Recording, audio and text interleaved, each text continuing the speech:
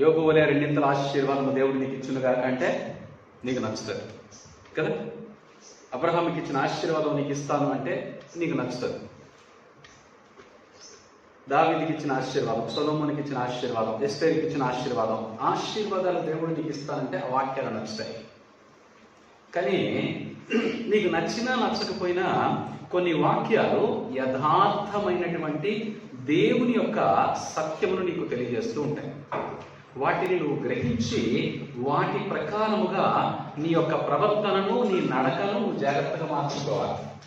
మరి మనం ఏ మార్గంలో ఉన్నామంటారు? యేసయ్య ఒక మాట చెప్పాడు, నన్ను వెంబడించమని. మనం కూడా ఏమంటున్నాం? యేసయ్య నిన్నే వెంబడిస్తాం, జీవ మార్గాన్ని మేము ఎన్నుకున్నాం, నువ్వే జీవమని నీవు చదివించినటువంటి మాట ప్రకారం నడుచుకుంటామని మనం యేసయ్యకి వాగ్దానం చేసి ఆయన నామములో మనము బాప్తిస్మం తీసుకున్నాం. బాప్తిస్మం తీసుకున్న తర్వాత మరి ఆయన మనకు సెలవిచ్చినటువంటి వాక్యమును బట్టి నడవకపోతే ప్రయోజనం ఏంటి?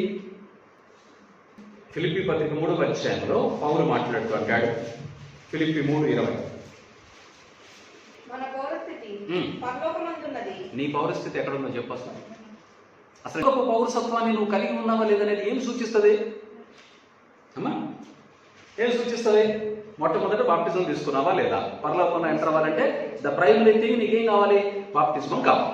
ఆ తర్వాత నీవు నిత్యము దేవుని స్తుతిస్తున్నావా లేదా? ఏముంటుందండి పని? దేవుని స్తుతించడం, ఆరాధించడమే కదా. ఇక్కడ నీకు స్తుతి ఆరాధన అలవాటు ఉంటేనే అక్కడికి వెళ్ళి నువ్వు ఆ పని చేయగలుగుతావు. ఉంటున్నాడు, మన పౌరస్థితి పరలోకమందు ఉన్నదని అక్కడ నుండి ప్రభు అయిన యేసుక్రీస్తు రక్షకుని నిమిత్తము కనిపెట్టుకుని ఉన్నాం. ఏమంటున్నాడు ఆయన? పరలోకము నుండి యేసుక్రీస్తు ప్రభువారు మరలా మధ్యాకాశంలోకి వస్తున్నారు. పరలోకమందు పౌరస్థితి కలిగినటువంటి వారు దేవుని రాకడ కొరకు నిత్యము కనిపెట్టుకునేటువంటి వ్యక్తులుగా ఉన్నారు. నీ పౌరస్థితి ఏంటంటే నీ ఐడెంటిటీ అదే. నువ్వు నిత్యము వాక్యాన్ని ధ్యానం చేస్తూ ప్రభువా ఎప్పుడొస్తావు, ప్రభువాలేంటి, నేను ఎలా సరిదిద్దుకోవాలి, నేను పరలోకానికి ఏదైనా లోపము చేత విడిచిపెట్టబడతానేమో, బుద్ధి లేని కన్యక వలె విడిచిపెట్టబడతానేమో, బుద్ధి గల కన్యకల వలె నేను ఎలాగ సిద్ధపడాలి అని మనం ప్రార్థన చేసే వ్యక్తిగా ఉండాలి. మన పౌరస్థితి ఎక్కడుంది? పరలోకానికి సంబంధించింది. పరలోకానికి సంబంధించిన పౌరసత్వం కలిగినటువంటి వారు ఆ పౌరులుగా రుజువు చేసుకునేటువంటి వ్యక్తులుగా భూమి మీద ఉంటారు. ఎప్పుడు మాట్లాడినా దేవుని గురించే మాట్లాడాలి. ఎప్పుడు నువ్వు ఆలోచన చేస్తున్నా దేవుని గురించి ఆలోచన చేయాలి. ఎప్పుడు నీ నోరు తెరిచి పాట పాడాలనుకున్నా దేవుని పాట మాత్రమే పాడాలి.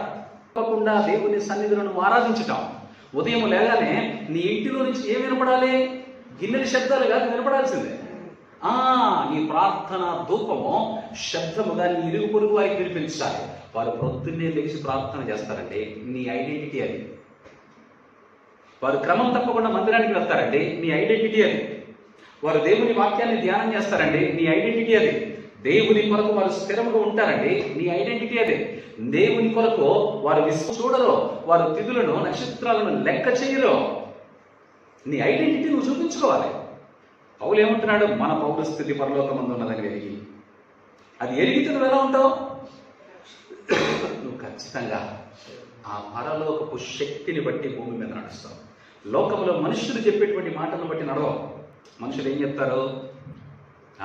అయ్యా ఈశాన్యం ఎక్కువైంది, తగ్గించు, ఇవాళ మంచి రోజు కాదు, చెడ్డ రోజు కాదు, ఇవాళ మంచి తిథి కాదు, చెడ్డ తిథి, ఇవాళ అమావాస్య, ఇవే లోకజనులు చెప్తారు. నువ్వు విశ్వాసికైతే ఏం చెప్పాలి?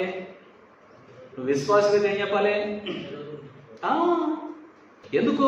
నా దేవుడు నాకు పరలోక పౌరసత్వాన్ని ఇచ్చాడో నేను ఈ లోకంలో ఏ శకునానికి భయపడవలసిన పని లేదు. హల్లెలూయా, హల్లెలూయా. నేను పరలోక పౌరుణ్ణి. నాకు వాస్తుతో సంబంధం లేదు, తిథులతో సంబంధం లేదు. నీ దేవుడు నీకు పరలోకపు అధికారాన్ని ఇస్తే భూమి దాటిన తర్వాత కదా పరలోకం అంటే. భూమి దాటిన తర్వాత సోమ, మంగళ, బుధ, గురు, శుక్ర, శని, ఆదివారం ఉంటాయా? పొద్దున్నే 6 గంటలకి, సాయంత్రం 6 గంటలకి ఉంటుందా? అక్కడ నిత్యము దేవుని స్తుతించడమే. ఇంకా పరలోకంలో మనకు ఉండేటువంటి పని ఏంటంటే దేవుణ్ణి స్తుతించడం తప్ప ఇంకా వేరే పనేం లేదు. మరి అటువంటి పౌరస్థితి మనం కలిగి ఉన్నామని చెప్పుకొని ఇక్కడ స్తుతి ఆరాధనకి ఆలస్యం వస్తే ఎలాగా? ఇక్కడ స్తుతి ఆరాధనకి హృదయపూర్వకంగా మనం దేవుడిని స్తుతించకపోతే ఎలాగా? అసలు స్తుతి ఆరాధన కోసమే దేవుడు నిన్ను ఎన్నుకున్నాడు.